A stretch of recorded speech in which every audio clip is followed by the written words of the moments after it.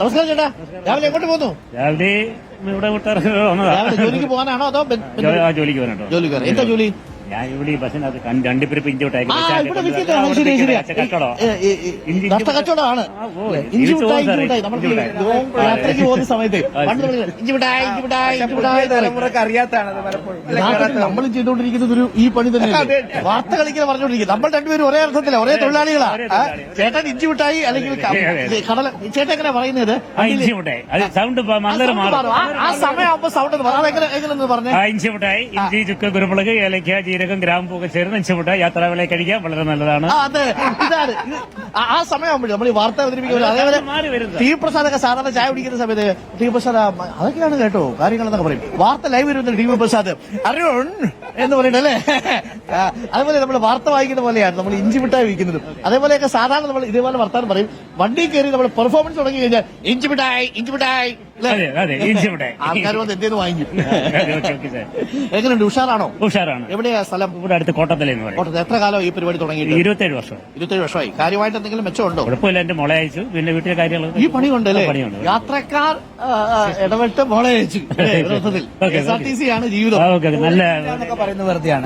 തൊഴിലില്ല, മനസ്സുണ്ടെങ്കിൽ അവന് തൊഴിൽ കണ്ടുപിടിക്കണം. ഇഷ്ടംപോലെ നമ്മൾ ഇവിടെ ഉണ്ട്. ഇന്ന ജോലിയൊന്നുമില്ല. ചേട്ടൻ കുറച്ച് കപ്പലണ്ടിയും കുറച്ച് കശുവണ്ടിയും മിഠായിട്ട് ബസ് സ്റ്റാൻഡിലോട്ട് വരുന്നു. അത് വിറ്റ് മോളെ അയച്ചു. അത്യാവശ്യം വീടായി. കാര്യങ്ങളൊക്കെ ഭാര്യ ഞാനേ ഉള്ളൂ. ഭാര്യ തൊഴിലുറപ്പിന് പോകുന്നുണ്ട്. ഭാര്യ തൊഴിലുറപ്പിന് പോകുന്നു. നമ്മൾ രാവിലെ ഇറങ്ങി എത്ര പേര് വിൽക്കാൻ നിൽക്കും? ഞങ്ങൾ രണ്ട് ബാച്ചായിട്ട് ചെയ്യുന്നത്. ഞങ്ങൾ സുഹൃത്തുക്കൾ തമ്മിൽ സഹകരിച്ചു പോകും. അതുകൊണ്ട് ഇന്ന് ഉച്ചയാകുമ്പോൾ ഞങ്ങൾ പോകും. മൊത്തത്തിലൊരു രാഷ്ട്രീയ ചൂട് LDF-നാണ്. എന്താ സാധ്യത? എന്തുകൊണ്ടാണ് ഒരു ഉറപ്പ്? വികസന പ്രവർത്തനങ്ങൾ ഒരുപാട് നടത്തുന്നുണ്ട്. കൊട്ടാരക്കര മണ്ഡലത്തിൽ LDF ആണ്. ഒരുപാട് LDF ആണ്. വൻപിച്ച ഭൂരിപക്ഷത്തോടെ ഉറപ്പ്. നമസ്കാരം ചേട്ടാ. നമസ്കാരം. ഇത് ജോലിക്ക് ഇറങ്ങിയതാണോ? കണ്ടതിൽ സന്തോഷം. ഇന്ന് വാർത്ത രാവിലെ കേൾക്കും. ഇന്ന് കണ്ടത് വലിയ സന്തോഷം. താങ്ക് യു ചേട്ടാ. നമസ്കാരം ചേട്ടാ. എങ്ങനെയുണ്ട് മൊത്തത്തിലൂടെ? ഇടതുപക്ഷം ജയിക്കും. ഇടതുപക്ഷമാണോ? ഫൈൻ. വ്യത്യസ്ത അഭിപ്രായങ്ങൾ. ഇപ്പൊ നമ്മളെ റാൻഡമായിട്ട് വിളിക്കുമ്പോൾ 4 പേരല്ലേ ജയശങ്കർ? പല തരത്തിലുള്ള മനുഷ്യരെ നമ്മൾ കാണുന്നുണ്ടല്ലോ. അപ്പം അവരിൽ പല അഭിപ്രായങ്ങളുണ്ട്. സർക്കാർ മാറണമെന്ന് പറയുന്നവരുണ്ട്, സർക്കാർ മാറണ്ടെന്ന് പറയുന്നത്. നമസ്കാരം. ഞാൻ ഇവിടുത്തെ സീനിയർ കണ്ടക്ടറാണ്. ആണാ? ഏത് റൂട്ടിൽ ഓടിക്കൊണ്ടിരുന്നത്?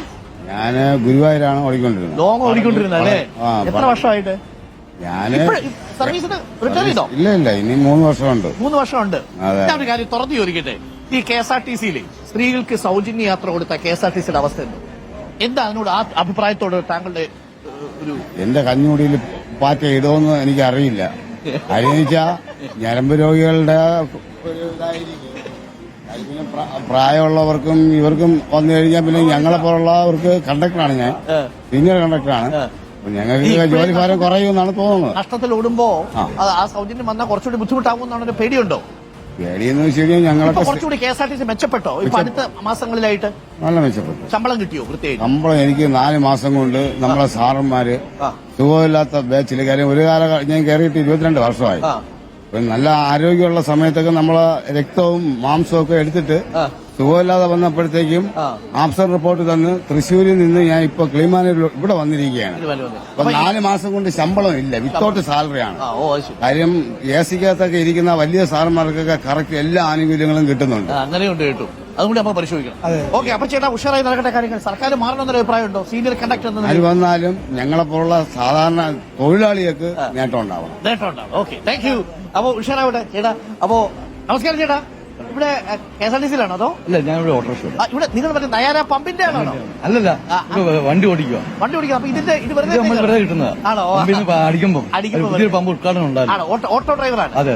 വർഷമായിട്ട് ഇവിടെ ഓടുന്ന 30 വർഷമായി. 30 വർഷമായിട്ട് എത്രയെല്ലാം മനുഷ്യരെ കണ്ടു കാണും അല്ലേ? മിക്കവാറും കൂടുതൽ ഓട്ടം വരുന്നത് ഗണപതി അമ്പലത്തിലോട്ടായിരിക്കത്തില്ലേ അല്ലേ? കൂടുതൽ ആൾക്കാർ വന്നിട്ട് ഗണപതി അമ്പലം എന്ന് പറഞ്ഞു പോകും അല്ലെ? ഇവിടുന്ന് ഗണപതി അമ്പലം പോയി എത്ര രൂപ? 50 രൂപ. ഇപ്പൊ പോയി ഇറക്കിയിട്ട് വരാൻ അല്ലേ? ഓക്കെ, എങ്ങനെയുണ്ട് മൊത്തത്തിൽ ഇവിടുത്തെ രാഷ്ട്രീയ ചൂട്? ബാലഗോപാൽ സാർ ജയിക്കും. സാധ്യതയെന്നല്ല, ജയിച്ചു. യാതൊരു വ്യത്യാസമില്ല.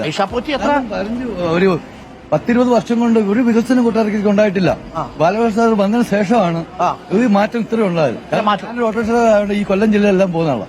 അപ്പൊ എല്ലാ ഇടവഴികളും ഉടുവഴികളും എനിക്കറിയാം. അപ്പൊ അതെല്ലാം റോഡുകളും നല്ല നല്ല ക്വാളിറ്റിയുള്ള റോഡുകളായി. അതുപോലെ കുറെ സ്ഥാപനങ്ങൾ വന്നു. IHRD കോളേജുകൾ വന്നു, സയൻസ് കോളേജ് വന്നു, ഇന്ന് ഒട്ടനവധി ഒട്ടനവധി കാര്യങ്ങൾ. ഓക്കെ ദാറ്റ്സ് ദ പൾസ് കൊട്ടാരക്കരയുടെ പൾസാണ്. അത് ഒരു സൂചനയാണ് കേട്ടോ ടി വി പ്രസാദ്. കാരണം ഈ പ്രത്യേകിച്ച് ഓട്ടോറിക്ഷ തൊഴിലാളി പറയുകയാണ് നമ്മൾ പോകുന്ന വഴികളൊക്കെ നന്നായിട്ടുണ്ട്, കൊട്ടാരക്കര റോഡൊക്കെ നന്നായിട്ടുണ്ടോ? ഏറെക്കുറെ എല്ലാം മെച്ചപ്പെട്ടിട്ടുണ്ട്. പക്ഷേ അദ്ദേഹം പറഞ്ഞു 20 വർഷം വികസനം ഉണ്ടായില്ലെന്ന്. പക്ഷേ കഴിഞ്ഞ 10 വർഷം ഇപ്രാവശ്യം ഉണ്ടാകാൻ സാധ്യതയുള്ള ഒരു പ്രശ്നമായി.